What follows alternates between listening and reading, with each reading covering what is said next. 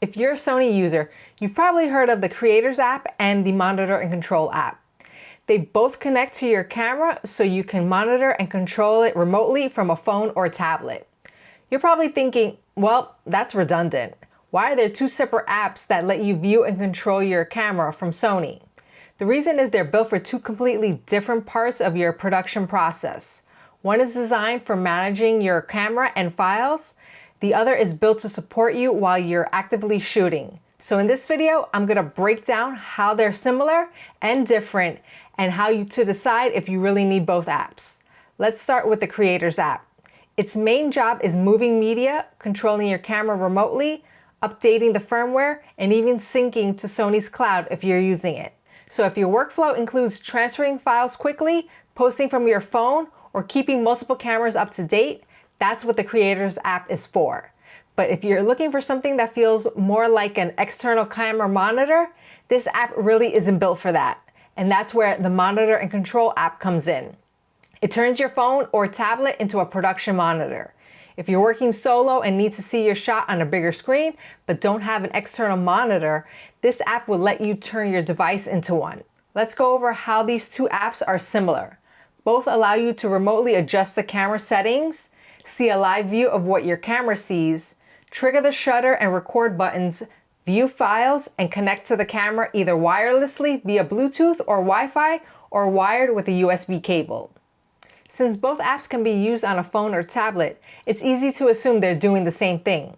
So what are the actual differences between these two apps? First, with the Creators App, you can shoot photos and videos from it. Monitor and Control is strictly for video. It doesn't support still photography. Second, the Creators App lets you transfer photos and videos off your camera to your phone or tablet, which is great if you need to use it for social media posting. Monitor and Control doesn't let you transfer files.